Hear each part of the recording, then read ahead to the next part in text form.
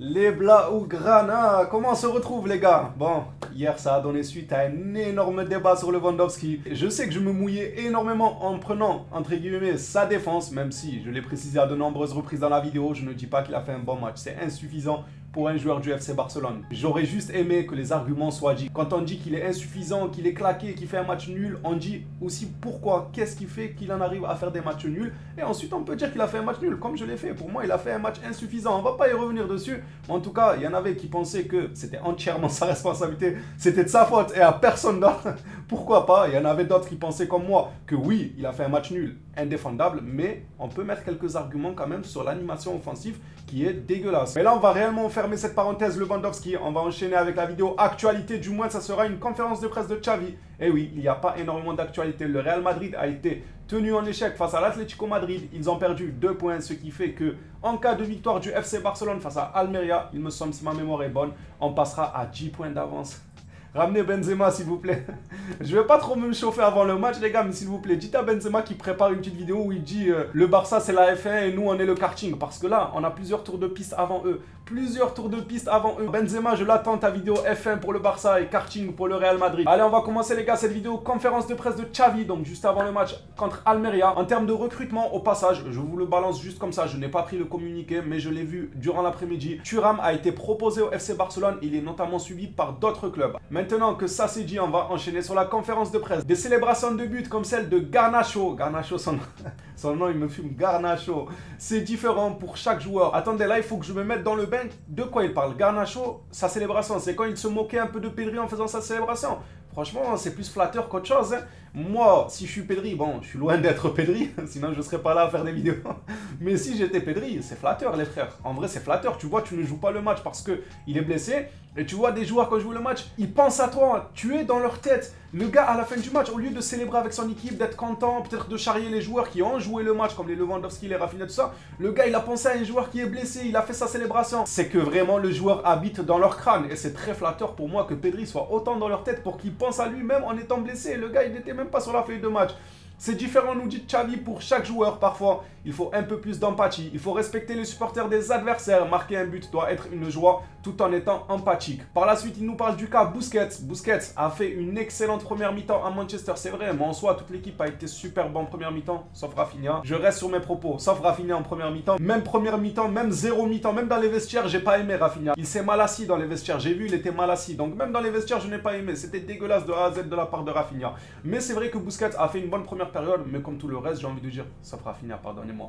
Puis il a souffert comme toute l'équipe. C'est vrai, deuxième mi-temps, c'était dégueulasse. Nous devons être plus ensemble en tant qu'unité. Par la suite, il nous parle de Sergi Roberto. Sergi Roberto peut jouer en tant qu'arrière droit et ailier gauche. Et cette capacité d'adaptation pour un entraîneur est fantastique. Je vous avais déjà expliqué le cas Sergi Roberto. Pour moi, je suis totalement d'accord. Avoir un joueur qui coûte très peu, avoir un joueur qui accepterait d'être sur le banc, comme actuellement Roberto, il accepte son statut de remplaçant, de roue de secours entre guillemets. Et en plus de ça, cette roue de secours, elle peut venir combler un vide à plusieurs postes. Donc quoi demander de mieux? Moi, ça ne me choque pas forcément cette prolongation-là. On ne s'attarde pas plus dessus car j'en ai longuement parlé du cas Sergi Roberto. On passe à la suite. La suite, il nous dit c'est un projet à moyen et long terme. On peut gagner des titres, c'est le but. On en a déjà gagné un. Alors oui, le Barça a déjà gagné un trophée.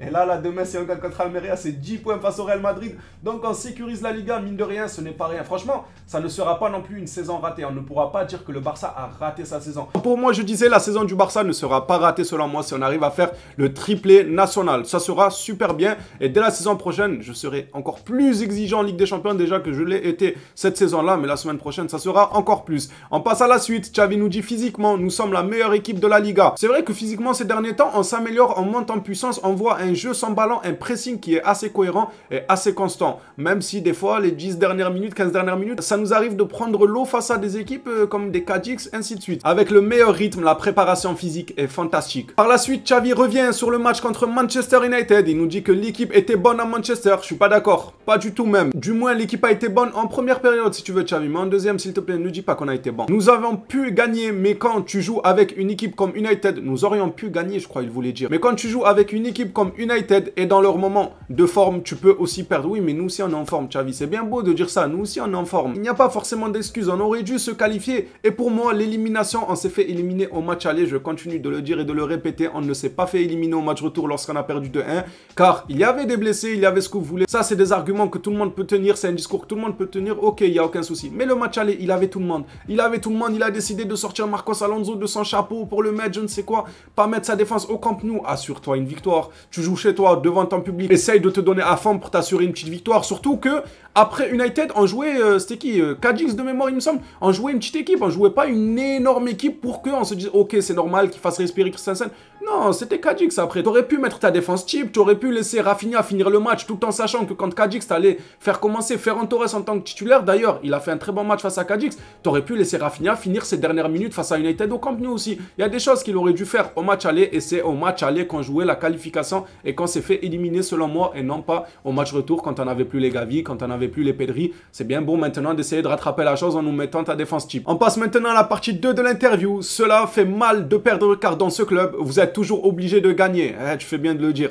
Mais maintenant, après avoir remporté la Super Coupe, l'objectif est de gagner les 2 titres restants. Nous devons nous relever. J'ai l'impression que Xavi, en vrai, son but dès le début, c'était de gagner les coupes nationales. Lui, tout ce qu'il voulait, c'est Super Coupe, Coupe d'Espagne, la Liga, tout ça. Lui, c'était ça son objectif. Pour moi, je trouve ça dommage. On est le Barça et comme il dit, quand tu es le Barça, tu te dois de gagner. La défaite, normalement, c'est interdit.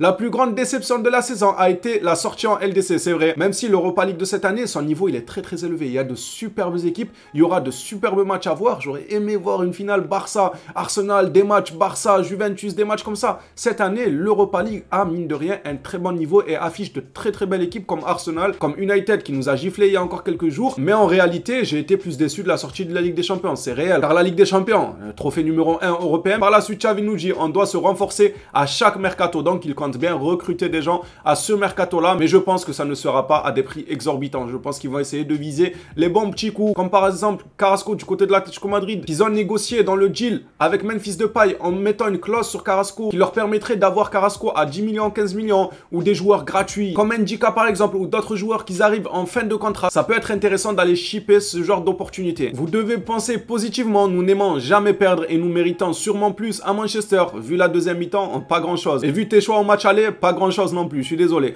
Mais maintenant, ce que nous devons faire, c'est penser à Almeria. Oui, maintenant, dans tous les cas, on n'a plus le choix. C'est pas comme si on avait le choix, on est éliminé. On s'est fait rouster, on s'est fait encore une fois éliminer en très peu de temps. Ça fait beaucoup de fois qu'on se fait sortir des compétitions européennes. On n'a pas d'autre choix que de se concentrer face à Almeria. C'est pas comme si on avait les cartes entre nos mains. Donc oui, on va bel et bien se concentrer face à Almeria, tu nous as pas laissé le choix.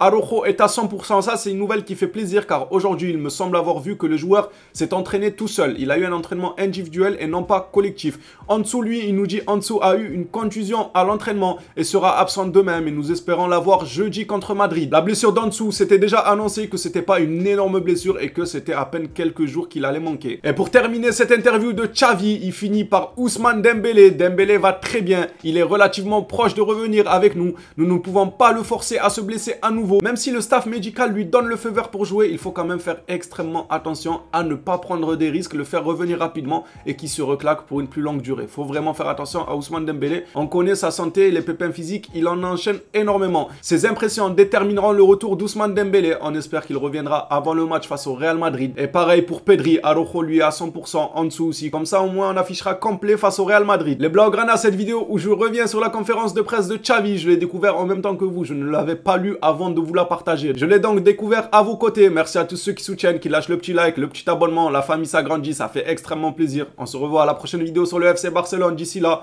prenez soin de vous les phénomènes.